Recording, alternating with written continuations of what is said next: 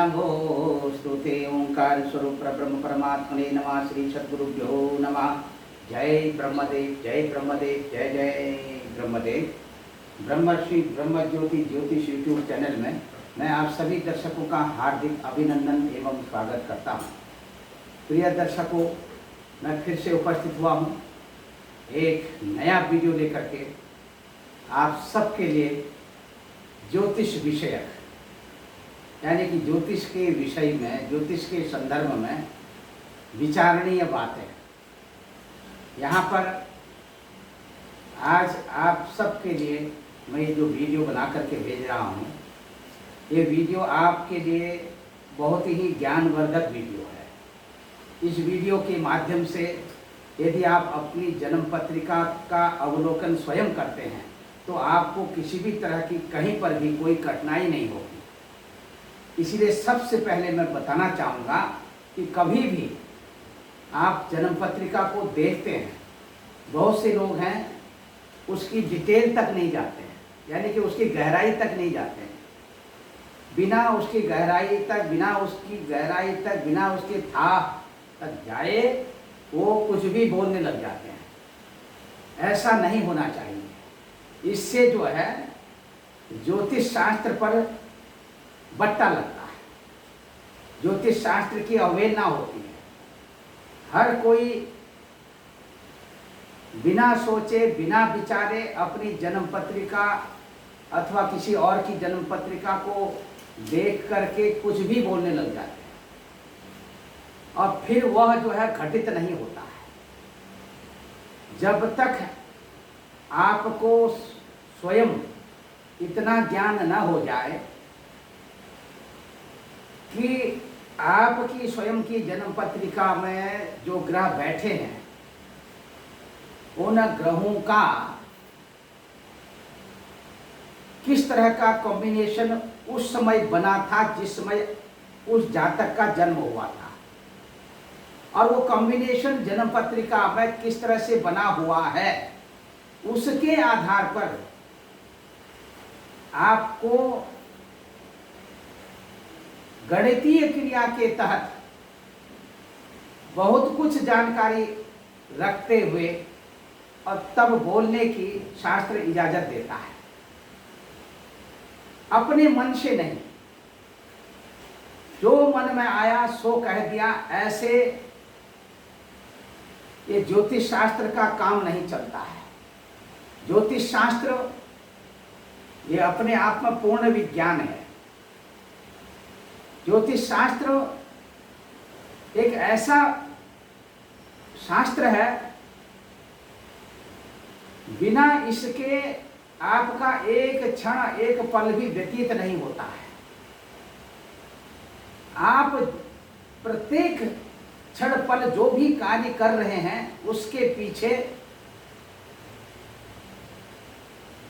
इस ज्योतिष शास्त्र की ही देन है। ज्योतिष शास्त्र का मतलब है जो आकाशीय सौरभ मंडल में ज्योति स्वरूप जितने पिंड हैं, यत यत पिंडे तत्त ब्रह्मांडे, उतने ही जितने पिंड हैं उतने ब्रह्मांड हैं। और आकाशीय सौरभ मंडल में ज्योति स्वरूप जितने आपको पिंड दिखाई देते हैं, उन पिंडों की जो आकृति रहती है, उन पिंडों का जो स्वरूप रहता है, उन पिंडों की आकृति और स्वरूप ज्योतिर्मय पिंडों की जो आकाशीय सौरभ मंडल में चमकते हुए नजर आते हैं, उन सब ज्योतिर्पिंडों का मानव जीवन पर तो प्रभाव पड़ता ही पड़ता है, लेकिन अन्य प्राणियों पर भी उन सब ज्योतिर्पिंडों का प्रभाव पड़ता ही पड़ता है। मानव जीवन यानी मनुष्य जो है एक समझदार प्राणी है। मनुष्य सब कुछ समझने की अपने अंदर क्षमता रखता है। अन्य जीव जंतुओं की अपेक्षा, अन्य प्राणियों की अपेक्षा, क्योंकि अन्य जो प्राणी हैं वो उतने समझदार नहीं हैं जितना समझदार मनुष्य है। मनुष्य को एक समझदार प्राणी कहा गया है। उसे सोचने की, समझने की, जानने की और जनाने की हर तरह की उसके अंदर क्षमता है। इसीलिए उसी तरह का आचरण, उसी तरह का व्यवहार मनुष्य को तद अनुरूप करना चाहिए, जैसा कि उसकी अपनी जन्म पत्रिका में या जातक की जन्म पत्रिका में जिस तरह की स्थिति बनी हो और जिस तरह का संकेत मिल रहा हो, उसके अनुसार तदरूप जो है, जो प्रतिफल उस जातक के जीवन में प्रतिफल के रूप में जो होने वाला है, उसे तब उसी तरह से बताना चाहिए। यदि उसी तरह से बताएंगे तो आपको निस्संदेह किसी भी तरह की कोई परेशानी नहीं होगी। दर्शकों, यहाँ पर मैं आपको बताना चाहूँगा, क्योंकि ये जो ज्योतिर्मय पिंड है, आकाशीय सौरमंडल में जो हमारे नज़दीक जो ग्रह हैं, 7 ग्रह हैं जो दृश्य ग्रह हैं, सूर्य, चंद्रमा, मंगल, बुध, गुरु, शुक्र और शनि, ये 7 दृश्य ग्रह हैं। इनके साथ राहु केतु जो है ये छाया ग्रह हैं, इनको शैडोई प्लैनेट कहते हैं। इन 7 और राहु केतु को मिलाकर के 9 ग्रहों की स्थिति हमारी आप सबकी जन्म पत्रिका में दर्शाई जाती है। अब आपको देखना यह है कि आपकी जन्म पत्रिका में ग्रहों की जो स्थिति है, ग्रहों का जो तालमेल है, वो किस तरह से बनता हुआ दिखाई दे रहा है, और उसका उन ग्रहों का और आकाशीय सौरमंडल में, क्योंकि जो आपकी अपनी स्वयं की जन्म पत्रिका है, जातक की जो स्वयं की जन्म पत्रिका है, उसके जन्म समय में, उस समय का वो ट्रांजिट कहलाता है। लेकिन वर्तमान समय का जो ट्रांजिट होगा, उदाहरण के तौर पर किसी बच्चे का जन्म 1990 में हुआ, यानी कि 1990 में हुआ, और 1990 में जन्म हुआ। अब आज की स्थिति में ये 2022 चल रहा है। आज की स्थिति में 2022 में अब जिस महीने का, इस समय में ये जो महीना चल रहा है, ये जून का महीना चल रहा है। अब जून के महीने में आकाशीय सौरमंडल में ग्रहों की जो स्थिति होगी, इसको इस जून के महीने की ग्रह स्थिति को जून के महीने का, यानी ट्रांजिट, ग्रहों का जो ट्रांजिट पोजीशन है, ग्रहों की जो गोचरी स्थिति है, ये जून के महीने की प्रत्येक दिन की अलग अलग तरीके से ट्रांजिट पोजीशन आप देख सकते हैं। और उसी प्रकार से जन्म के समय में सन 1990 में, उदाहरण के तौर पर किसी का जन्म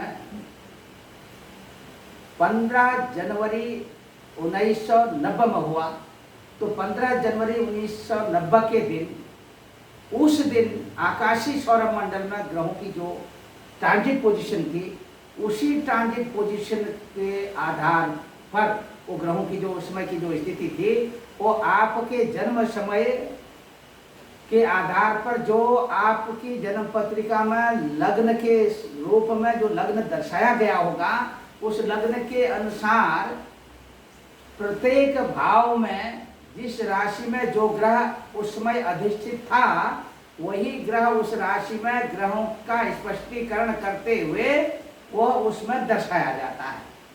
वो उस समय का ट्रांजिट हुआ। लेकिन आज यदि हम उस जातक की जन्म पत्रिका को देख रहे हैं, तो हम ये कहेंगे कि आपके जन्म के समय में आपकी जन्म पत्रिका में ग्रहों की स्थिति इस प्रकार से थी।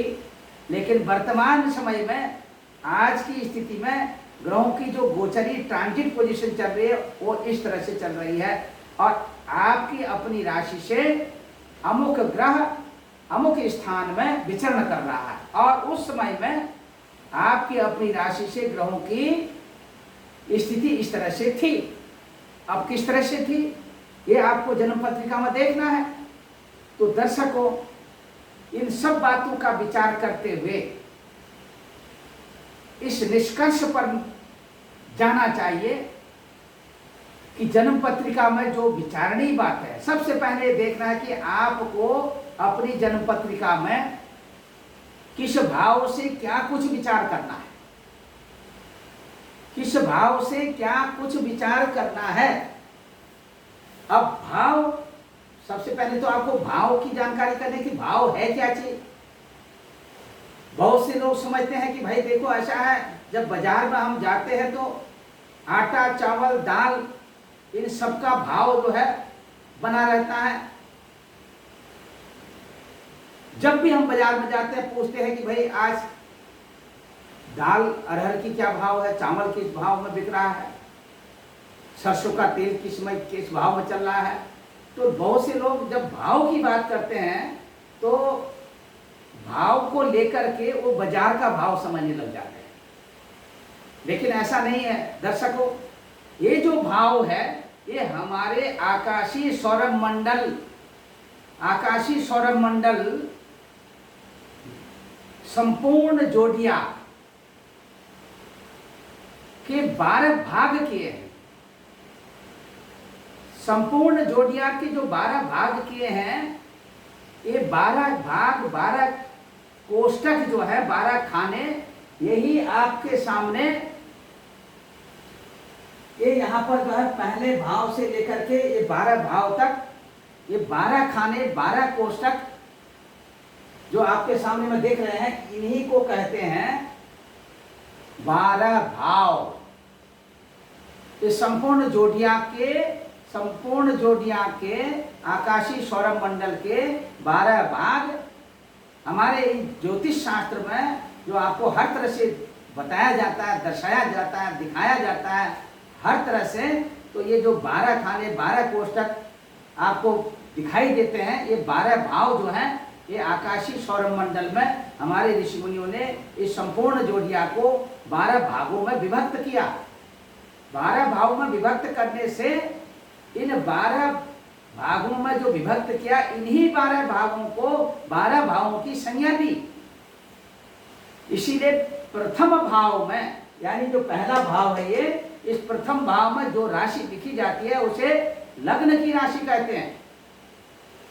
अब आपको ये पता होना चाहिए कि लग्न की राशि किसे कहते हैं। लग्न की राशि यानी कि जन्म के समय में पूर्वी क्षितिज पर आपके, यानी जातक के जन्म के समय में पूर्वी क्षितिज पर जो राशि उदय होती है उसी को उदयम नाम लग्ना कहा है। उस राशि उदयम नाम लग्ना, राशि के उदय मान को लग्न कहते हैं। इसीलिए ये जो राशेर उदयम, उस राशेर उदयम नाम लग्ना, यानी कि राशि के उदय, राशियां जो उदय होती रहती हैं, एक एक करके एक एक लगन जो है वो निकलते रहते हैं और बीतते रहते हैं। राशियां यानी कि इनको लग्न की संज्ञा कही। पूर्वी क्षिति पर जो राशि उदय होती है जन्म के समय में, उसी का नाम है लग्न संज्ञा। उस लग्न के अंक को यहां पर प्रथम भाव में लिखा जाता है। इस तरह से ये 12 भाव हैं। 12 भावों का मतलब यह है कि ये हमारे समझने के लिए हमारे ऋषि मुनियों ने जो ये 12 भाग किए, इन 12 भागों का, यानी कि एक भाव यानी कि इस भाव का जो मान है यह है 30 डिग्री, यानी कि 30 डिग्री का एक भाग का मान है। इसका मतलब यह हो गया 12 राशियां हैं, 12 भाव हैं। अब 12 भाव में 12 राशियां लिखी जाती है, तो एक राशि का जो मान है वो 30 डिग्री है, 30 डिग्री। तो संपूर्ण जोडिया को हमारे ऋषि मुनियों ने, आचार्य ने जिस तरह से विभक्त किया 12 भागों में, तो संपूर्ण जोडिया का जो मान है वो 360 डिग्री है। 360 डिग्री का, क्योंकि कोई भी गोली पदार्थ या किसी भी गोली पदार्थ को ले लीजिए, किसी भी गोली पदार्थ का जो संपूर्ण मान होता है वो 360 डिग्री का होता है। अब 360 डिग्री के 12 भाग कर दिए तो एक भाग का जो मान है वो 30 डिग्री यानी 30 डिग्री का आया। इस तरह से एक राशि का जो मान है ये 30 डिग्री, 12 राशियां इस पर जो विभक्त हैं अलग अलग भाव में, तो ये 360 डिग्री का संपूर्ण जोडियाक का मान हुआ, जिसको यहाँ पर इस 12 जो कोष्ठक बना रखे हैं इसको जन्मांग चक्र कहते हैं। जन्मांग चक्र इसका नाम दिया है हमारे ऋषि मुनियों ने, आचार्यों ने। इस जन्मांग चक्र के अंदर जो 12 राशियां में हैं, इनमें प्रत्येक राशि का मान 30 डिग्री है, 30 डिग्री। अब आप देख सकते हैं इसी तरह से जोडियाक की जो प्रथम साइन है, प्रथम राशि है, वह है मेष राशि। ये मेष राशि आपकी अपनी जन्म की राशि भी हो सकती है। ये मेष राशि यहाँ पर इंगित है, आपका मेष लग्न भी हो सकता है। अब आप देख सकते हैं कि जिसका मेष लग्न हो, मेष राशि हो और चंद्रमा भी यहीं पर लिखा हो, तो ये प्रथम भाव में और इसके बाद द्वितीय भाव में। अब इससे आपको करना क्या है कि ये प्रथम भाव का मतलब है ये पहला भाव यानी कि पहला खाना, ये प्रथम भाव। प्रथम भाव यानी कि लग्न, लग्न की राशि जो यहाँ पर लिखी है, तो लग्न में लिखी हुई राशि को आपको कैसे पहचानना है? एक होगा तो यहाँ पर एक देखेंगे, 2 लिखा होगा तो वृषभ लग्न होगा, यहाँ पर 3 का अंक होगा तो मिथुन लग्न होगा। जैसे यहाँ पर 1 लिखा है तो मेष लग्न है, मेष राशि है। 2 लिखा होगा तो वृषभ लग्न होगा, 3 लिखा होगा तो यहाँ पर मिथुन लग्न होगा, 4 लिखा होगा तो कर्क लग्न, 5 लिखा होगा तो सिंह लग्न, 6 लिखा होगा तो कन्या लग्न, 7 लिखा होगा तो तुला लग्न, 8 लिखा होगा तो वृश्चिक लग्न, 9 लिखा होगा तो धनु लग्न, 10 नंबर का अंक यहाँ पर होगा तो मकर लग्न, 11 नंबर का अंक होगा तो कुंभ लग्न, 12 नंबर का अंक होगा तो मीन लग्न।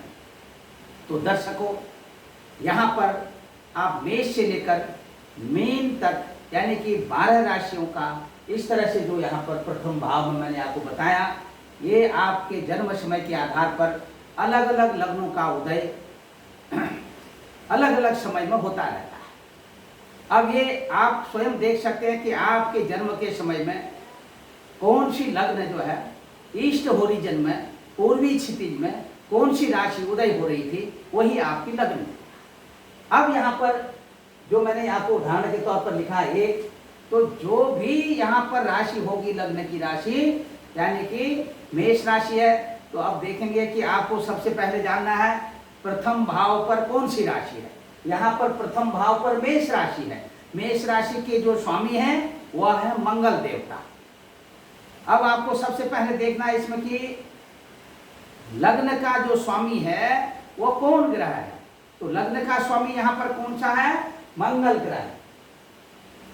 इसी तरह से वृषभ लग्न होगा तो वृषभ लग्न के स्वामी कौन होंगे? शुक्र ग्रह यानी शुक्र देवता। इसी तरह से मिथुन लग्न होगा तो मिथुन लग्न के स्वामी कौन होंगे? बुध देवता। इसी तरह से कर्क लग्न होगा तो कर्क लग्न के स्वामी कौन होंगे? चंद्र देवता। सिंह लग्न होगा तो सिंह लग्न के स्वामी सूर्य देवता। कन्या लग्न यहाँ पर होगा तो कन्या लग्न के स्वामी बुध देवता, और तुला लग्न होगा तो तुला लग्न के स्वामी शुक्र देवता। वृश्चिक लग्न होगा तो वृश्चिक लग्न के स्वामी मंगल देवता। धनु लग्न होगा तो धनु लग्न के स्वामी गुरु देवता, और मकर लग्न होगा तो मकर लग्न के स्वामी शनि देवता। इसी तरह से यहाँ पर कुंभ लग्न होगा तो कुंभ की यानी कि 11वें नंबर की राशि होगी तो इसके स्वामी भी शनि देवता। 12 का अंक यहाँ लिखा होगा तो मीन लग्न के स्वामी गुरु देवता। अब आपको इस तरह से दर्शकों जानना है कि आपकी जो लग्न की राशि है उसके स्वामी देवता कौन है। फिर यह देखना है कि वो जो स्वामी देवता है वो कहाँ किस भाव पर बैठे हैं। यदि लग्नेश लग्न पर बैठा हो, लग्नेश के साथ आप यहां पर देखिए लग्नेश जो है आप देख सकते हैं लग्न के जो स्वामी है वो मंगल देवता है। मंगल देवता यदि आपकी कुंडली में यहीं पर बैठे हैं तो ये स्वग्रही कहलाएंगे, यानी कि अपने ही घर पर बैठे हैं, अपने ही घर पर स्वगृही कहलाएंगे। पूर्ण रूप से इनका जो अधिकार क्षेत्र है ये अपने घर पर बना रहेगा। जैसे कि दूसरे के घर पर गया हुआ व्यक्ति कहीं कहीं थोड़ा भयभीत रहता है, अपने घर के अंदर रहने वाला व्यक्ति निर्भय रहता है, उसे किसी भी प्रकार का कोई डर नहीं होता है। उसी तरह से जो ग्रह अपने भाव पर, अपने जिस भाव पर बैठा है उस भाव पर जो राशि है उसकी अपने घर पर बैठा है, अपनी स्वग्रही होके बैठा है, तो उसको पूर्ण रूप से पूर्ण बल प्राप्त होता है। इस तरह से लग्न का स्वामी लग्न पर हो। शास्त्र कहता है कि अंगाधीश स्वगेहे बुध गुरु कवि भी संयुतः केंद्र गोवा स्वीये तुंगे मित्रे यदि शुभ भवने वीक्षितः सस्वरूपः स्यान्यूनम पुण्यशीलः सकल जनमतः सर्वसंपन्न निधानम ज्ञानी मंत्री च भूपः सुरुचिर नयनो मानवो मानवानाम। दर्शकों, इस शास्त्र कहता है, मैं कोई भी अपने मन से कुछ नहीं बोलता हूं, आपको ठीक तरह से समझाने के लिए मैं अनेक तरह के उदाहरणों को देता हूं अपने शास्त्रों से। शास्त्र कहता है कि अंगाधीश स्वगेहे, अंगाधीश कहते हैं लग्नेश को। लग्नेश यदि अपने घर पर बैठा हो और बुध गुरु कवि भी संयुता केंद्र गोवा, बुध गुरु यानी कि साथ में बुध गुरु और शुक्र माने कवि, कवि माने शुक्र,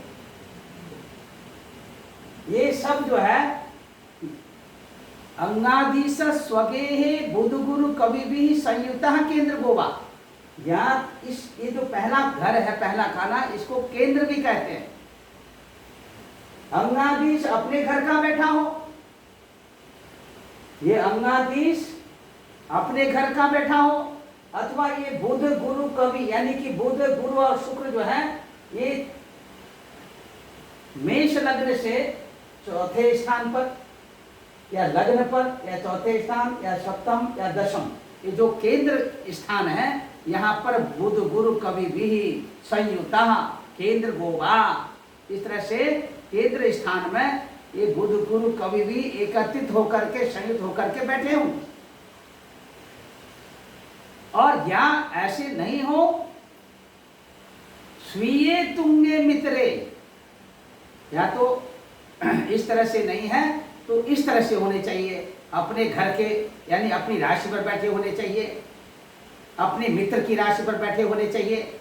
यदि अपने मित्र की राशि में है, स्वीये तुंगे, तुंग माने होता है उच्च, अपनी उच्च राशि में है, जैसे ये गुरु है, गुरु जो है यहाँ पर, यानी कि उदाहरण के तौर पर गुरु यहाँ पर है चौथे स्थान में, गुरु की स्थिति यहाँ पर है चौथे स्थान में, यानी कर्क राशि में। इसको कहते हैं तुंगे माने उच्च का। कर्क राशि के जो बृहस्पति हैं ये उच्च के कहलाते हैं। मित्रे, यदि अपने मित्र के घर में बैठे हों, यदि शुभ भवने, और अच्छे घर में बैठे हों, दुख स्थान पर न हो, तो ऐसा व्यक्ति सुंदर स्वरूप आकृति वाला होता है। दीक्षितः सस्वरूपः श्यानोनम पुण्यशीला, और वह ऐसा जातक, ऐसा व्यक्ति पुण्यशील होता है, पुण्य कर्म करने वाला, अच्छे कर्म को करने वाला। जनता जनार्दन सकल जनमतः, समाज में जनमत को स्वीकार करने वाला, जनता जनार्दन का बहुमत लेने वाला। जनता जनार्दन में जनता जनार्दन यानी कि जनता के बीच में उसकी